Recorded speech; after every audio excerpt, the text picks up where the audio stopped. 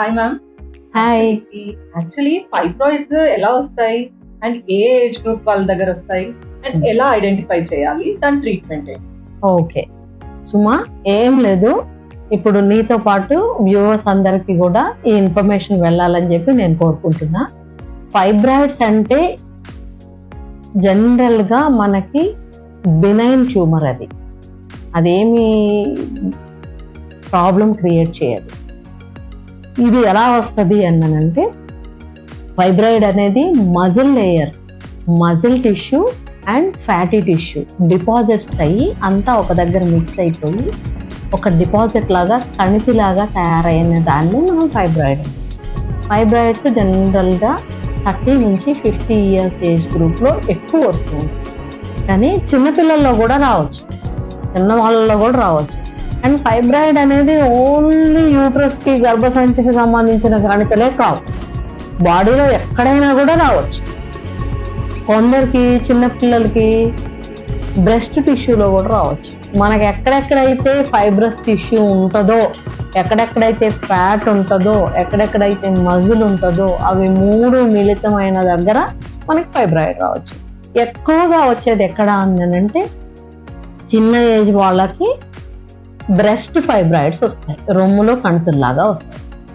And 30 నుంచి 50 years జనరల్గా adolescent girls కాకుండా ఫర్టిలిటీ ఏజ్ వాళ్ళకి ఫైబ్రాయిడ్స్ రావచ్చు.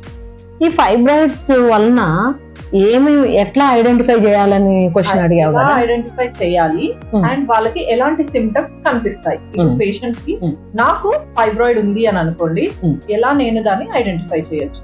ఓకే, ఈ ఫైబ్రాయిడ్స్ ఏంటంటే ఇది యూట్రస్ సుమా, ఇది యూట్రస్ ఇక్కడ నుంచి ఇక్కడికి, ఇదంతా కూడా యూట్రైన్ మజిల్. ఈ మజిల్లో వచ్చినట్టు ఇది ఒక ఫైబ్రాయిడ్. సో ఫైబ్రాయిడ్స్ ఏంటంటే 3 వెరైటీస్. ఈ మజిల్లోకి వచ్చి లోపలికి వెళ్తే ఇది ఇంట్రామ్యూరల్, ఇక్కడ ఉంటే ఇంట్రామస్కులర్, మజిల్ లేయర్ లోనే ఉంటే ఇంట్రామస్కులర్ ఫైబ్రాయిడ్, బయటకు ఉంటే సబ్సీరస్ ఫైబ్రాయిడ్. ఇవి 3 వెరైటీస్ యూట్రస్ కి సంబంధించి. కానీ ఎక్కడైనా అబ్డామినల్ వాల్లో ఉండొచ్చు, బ్రెస్ట్ లో ఉండొచ్చు, అండ్ టోటల్ బాడీలో ఎక్కడైనా ఫ్యాట్ టిష్యూలో ఉండొచ్చు అని చెప్పాను కదా. ఒక్కొక్కసారి ఏంటంటే మనం ఫైబ్రాయిడ్స్ తీసేసిన తర్వాత అవి జస్ట్ అట్లా పడిపోయి వాటికి బ్లడ్ సప్లై వచ్చి వాండరింగ్ ఫైబ్రాయిడ్స్ అంటారు అనమాట. అవి అనుకోకుండా డెవలప్ అవుతాయి. అయితే వీటి సిమ్టమ్స్ ఏముంటాయంటే, ఫైబ్రాయిడ్ ఎప్పుడైనా బ్రెస్ట్ లో ఉంటే ఆ బ్రెస్ట్ కణితి సైజు పెరుగుతుంది, లంప్ లాగా ఫామ్ అవుతుంది. లంప్ లాగా ఫామ్ అయిన దాన్ని మనము సెల్ఫ్ ఎగ్జామినేషన్ లో స్నానం చేసేటప్పుడు, లేకపోతే మనం డ్రెస్అప్ అయ్యేప్పుడు పీపుల్ కి తెలిసిపోతుంది. అట్లా దానిలో ఏమి సింటమ్స్ ఏముండవు, దానివల్ల నొప్పి ఉండదు, ఏమి ఉండదు, ఓన్లీ సైజ్ ఇంక్రీజ్ అవుతుంది. సో దానికి భయపడి నా దగ్గరకు వస్తారు, వచ్చి గైనకాలజిస్ట్ ని సంప్రదించి వాళ్ళతోటి డయాగ్నోస్ చేయించేసేసి తీసేసుకుంటారు. అదే యూట్రస్ లో ఉంటే దానికి సింటమ్స్ ఉంటాయి. దీన్ని మళ్ళీ కేటగిరైజ్ చేయొచ్చు. ఇప్పుడు నీకు ఇందాక intramural, intramuscular and subserosal fibroids ఉంటాయని చెప్పాను కదా, దీన్ని మళ్ళీ కేటగిరైజ్ చేయొచ్చు. ఎట్లా అంటే సైజుని బట్టి, సైజు లెస్ దాన్ 4 సెంటీమీటర్స్ ఉంటే ఒకలాంటి సిమ్టమ్స్, అండ్ సైజు సిచ్యువేషన్ ఎక్కడుంది అనే దాన్ని బట్టి కూడా మనకి ఉంటాయి. ఇప్పుడు క్యావిటీలోకి ఉన్నదనుకో, అది 1 సెంటీమీటర్ నుంచి 2 సెంటీమీటర్స్ ఉన్నా కూడా బాగా పెయిన్, ఓవర్ బ్లీడింగ్ అన్నీ రావచ్చు. అదే ఇంట్రామస్కులర్ ఉందనుకో, దీనిలో ఏంటంటే స్పాస్మోడిక్ పెయిన్ వచ్చి ఓవర్ బ్లీడింగ్ అవుతుంది. అండ్ ఒక్కొక్కసారి ఏం తెలుస్తుంది అంటే, ఫైబ్రాయిడ్ మేబీ సర్విక్స్ లో కూడా ఉండొచ్చు, కిందకు ఉండొచ్చు. భార్యాభర్త కలిసినప్పుడు కూడా డిస్పెరోనియా రావచ్చు, అంటే వాళ్ళకి ఇన్కన్వీనియన్స్ ఉంటుంది. అంటే వీటిలో ఫైబ్రాయిడ్ లో స్పేస్ ఆక్యుపైయింగ్ అయినప్పుడు, ఇది ఫైబ్రాయిడ్ కనుక ముందుకుంటే బ్లాడర్ సిమ్టమ్స్, బ్లాడర్ మీద ప్రెషర్ పడి బ్లాడర్ సిమ్టమ్స్ వస్తాయి. ఎక్కువ యూరిన్ తొందరగా వెళ్ళడము, నెంబర్ ఆఫ్ టైమ్స్ రావడము, ఫ్రీక్వెన్సీ పెరగడము, అట్లాంటిది రావచ్చు. అదే ఫైబ్రాయిడ్ పోస్టీరియర్ వాళ్ళలో ఉండి రెక్టమ్ ని ప్రెస్ చేస్తుంది అనుకో, అప్పుడు డిఫికేషన్ దానిలో ప్రాబ్లం రావచ్చు. సో మనకి ఈ ఓవర్ బ్లీడింగ్ అని వచ్చినా, లేకపోతే డిఫికేషన్ ప్రాబ్లం ఏమన్నా వచ్చినా, ఇవన్నీ డిస్పెరోనియా ఇట్లాంటివి ఏమన్నా వస్తే అప్పుడు దీని ట్రీట్మెంట్ మనము స్టార్ట్ చేయాల్సి వస్తుంది. మనము ఫస్ట్ అసలు ఎట్లా డయాగ్నోస్ చేయాలి అన్నది చూసుకోవాలి.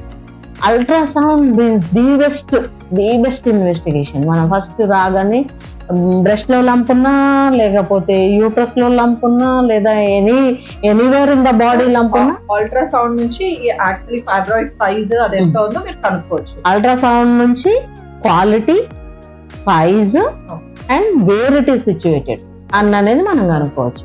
అయితే ఇదే ఫైబ్రాయిడ్స్ నాట్ ఓన్లీ అల్ట్రాసౌండ్, మామూలు simple general examination, pelvic examination చేసినా కూడా మనకి యూట్రైన్ ఫైబ్రాయిడ్స్ ఈజీగా తెలిసిపోతాయి. ఎక్కడున్నాయి, ఏంటి, ఏం సంగతి, మనం చెయ్యాలా, ఎలా చెయ్యాలి అనేది. అయితే ట్రీట్మెంట్ పార్ట్ వచ్చేప్పటికి ట్రీట్మెంట్ ఏం చెయ్యొచ్చు అన్నానంటే, మనం ఏం చేయాలి అంటే ఆల్ బ్లడ్ ఇన్వెస్టిగేషన్స్ చేసుకోవాలి. ఎందుకంటే ఫైబ్రాయిడ్ ఉన్న వాళ్ళు బాగా బ్లీడ్ అయి ఉంటారు కదా, అప్పుడు ఎనీమియా రావచ్చు కదా, అండ్ హార్ట్ కూడా వీక్ అవ్వచ్చు కదా. ఇంకా రొటీన్ ఇన్వెస్టిగేషన్స్ చేసుకొని పేషెంట్ని మంచిగా ప్రిపేర్ చేసుకొని అప్పుడు మేనేజ్మెంట్ చేసుకోవాల్సి వస్తుంది. మేనేజ్మెంట్లో ఏముంటుందంటే, ఈ ఫైబ్రాయిడ్స్ తోటి ఇంకొక ప్రాబ్లం కూడా ఏంటి అంటే, ఇప్పుడు ఇన్ఫర్టిలిటీ కూడా వచ్చే అవకాశం ఉంది. Suppose fibroid in the cavity బేబీని రానియదు, అక్కడ బేబీని సిచ్యువేట్ కానియదు. ఒకవేళ అయినా కూడా ఫైబ్రాయిడ్ మీద వెళ్ళి అతుక్కుందనుకో, ఇంప్లాంట్ అయిందనుకో బేబీ, అప్పుడు ఆ బేబీ అబార్ట్ అయ్యే ఛాన్స్ ఉంటుంది. కాబట్టి అట్లాంటి కండిషన్స్ లో ఇన్ఫర్టైల్ ఉమెన్ లో ఏం చేయాలంటే ఓన్లీ మయోమెక్టమీ చేయాలి. ఓన్లీ మయోమెక్టమీ చేయటం అంటే క్యావిటీలో ఉంటేనేమన్నా హిస్ట్రోస్కోపీ గైడెడ్ మయోమెక్టమీ చేస్తాం. బయట ఉంది ఇంట్రామ్యూరల్ సబ్సీరోజల్ ఫైబ్రాయిడ్ ఉంది అంటే లాప్రోస్కోపిక్ గైడెడ్ మయోమెక్టమీ చేస్తాం. అంటే అబ్డామిన్ లోంచి లాప్రోస్కోప్ పంపించేసి దాంతో ఫైబ్రాయిడ్ తీసి బయటకు పెట్టేసేసి యూట్రస్ ని సూచర్ చేస్తాం. ఓకేనా? అయితే 4 సెంటీమీటర్స్ లోపల ఉంటే ఫైబ్రాయిడ్ మనము ఇన్ఫర్టిలిటీ గురించి బోదర్ కావనవసరం లేదు. కానీ అదే 4 సెంటీమీటర్స్ ఫైబ్రాయిడ్ క్యావిటీలో ఉంటే మాత్రం అది డేంజరస్ అవుతుంది కాబట్టి, బేబీని రానియదు కాబట్టి అది తప్పకుండా తొలగించాలి. ఓకేనా? అండ్ ఇప్పుడు ఫైబ్రాయిడ్ వేరే ఎక్కడైనా ఉంది, లేటరల్ వాల్ లో ఇట్లా ఉందనుకో సపోజ్, అప్పుడేంటంటే బ్లడ్ వెసల్స్ ఇటు నుంచి వస్తాయి కాబట్టి ఇక్కడ మళ్ళీ యురేటర్ అనేది ఉంటది కాబట్టి అది ప్రెస్ అయిపోతుంది కాబట్టి అక్కడ చేసేప్పుడు కొంచెం జాగ్రత్తగా క్లీన్ గా మనము చేసుకోవాల్సి వస్తుంది. అండ్ మోర్ దాన్ 4 సెంటీమీటర్స్ ఉన్న ఫైబ్రాయిడ్ ని తప్పకుండా మయోమెక్టమీ ద్వారా తీసేయాలి. సపోజ్ నువ్వు ఇంకో క్వశ్చన్ అడగొచ్చు నన్ను ఇప్పుడు, అదే అన్మ్యారీడ్ కి ఫైబ్రాయిడ్ 4 సెంటీమీటర్స్ ఉంటే మీరేం చేస్తారు మేడం అని నేను అడగొచ్చు. కానీ అట్లాంటి కండిషన్ లో మనకు ఒక మంచి అద్భుతమైన లేటెస్ట్ ట్రీట్మెంట్ వచ్చింది. లాప్రోస్కోపీ తోటి తొలగించవచ్చు, అది కూడా వెల్ అండ్ గుడ్. కానీ ఇంకోటి మంచి ట్రీట్మెంట్ ఏంటి అంటే మైక్రోవేవ్ అబ్లేషన్. ఫైబ్రాయిడ్ లోకి microwave, ultrasound guided microwave ablation మనం చేస్తాం. దాంతో ఈ ఎవరైతే మ్యారేజ్ కాని విమెన్ ఉన్నారో వాళ్ళకి ఎలాంటి ప్రాబ్లం ఉండదు. అది ఎలా చేస్తాము అన్నానంటే, మనము ఇక్కడ ఫైబ్రాయిడ్ ఇక్కడ ఉంటే దానిలోకి మైక్రోవేవ్ అబ్లేటింగ్ యాంటీనే పంపిస్తాం. దాని నుంచి మనము ఈ యాంటర్నల్ రేస్ పాస్ చేస్తాం. పాస్ చేస్తే ఏమవుతుంది అంటే దాని చుట్టూ 2 to 3 సెంటీమీటర్స్ సరౌండింగ్ మొత్తము కూడా కాట్రైజ్ చేసేసి కోయాగులేట్ చేసి ష్రింక్ చేస్తారు. ఈ ష్రింక్ అయిపోయిన ఫైబ్రాయిడ్ మామూలుగా బయటకి అది ఎక్స్పెల్ అయిపోతుంది అండ్ బ్లడ్ సప్లై కూడా కట్ డౌన్ అయిపోతుంది దానికి. కాబట్టి ఫర్దర్ గా పెరగదు. అంటే దీనివల్ల మనకి అడ్వాంటేజ్ ఏంటి అన్నానంటే, మనకి ఘాటు ఉండదు, చక్కగా నీట్ గా ఈజీగా అయిపోతుంది అండ్ మన యూట్రస్ సేవ్ అవుతుంది. అండ్ ఇంకొక డౌట్ ఏంటంటే, ఇప్పుడు ఫైబ్రాయిడ్ ఎక్కడ ఉంటాయి, అది యూట్రస్ కి ప్రాబ్లం ఉంటుందా ఉండదా? ఎందుకంటే కొంతమంది ఫైబ్రాయిడ్ వచ్చింది అంటే అరే నా యూట్రస్ రిమూవ్ చేయాలేమో, నాకు ఇంకేదో ప్రాబ్లం ఉందేమో అన్న డౌట్ తో ఉంటారు. సో యూట్రస్ కి ఎఫెక్ట్ కాకుండా ఉంటుందా ఈ ఫైబ్రాయిడ్, లేకపోతే ఫైబ్రాయిడ్ తో యూట్రస్ కి కూడా ప్రాబ్లం? అబ్సల్యూట్లీ అసలు ఫైబ్రాయిడ్ యూట్రస్ కి ఏమి ప్రాబ్లం క్రియేట్ చెయ్యదు. కానీ దాని సైజు, దాని సిచ్యువేషన్ బట్టి మనము సర్జరీ చేయాల్సి వస్తుంది. మనము కంప్లీట్ గా ఫైబ్రాయిడ్ వచ్చింది కాబట్టి తప్పకుండా యూట్రస్ తీసేయాలని ఏం లేదు, అట్లా ఏం లేదు. జస్ట్ ఫైబ్రాయిడ్ వరకు కూడా తొలగించవచ్చు. తొలగించుకోవడం కూడా ఇష్టం లేకపోతే మైక్రోవేవ్ అబ్లేషన్ తోటి అబ్లేట్ చేయొచ్చు.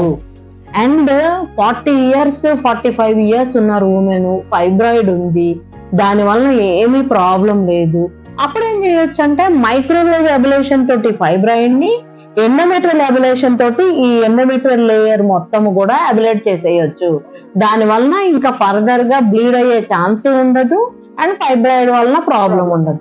అయితే ఫైబ్రాయిడ్స్ గనక లాంగ్ స్టాండింగ్ ఉంటే, లాంగ్ స్టాండింగ్ అంటే ఒక 10 ఇయర్స్ అట్లా ఉంటే దానిలో చేంజెస్, డీజనరేటివ్ చేంజెస్ రావచ్చు.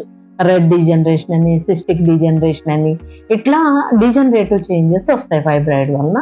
అవి ప్రమాదం.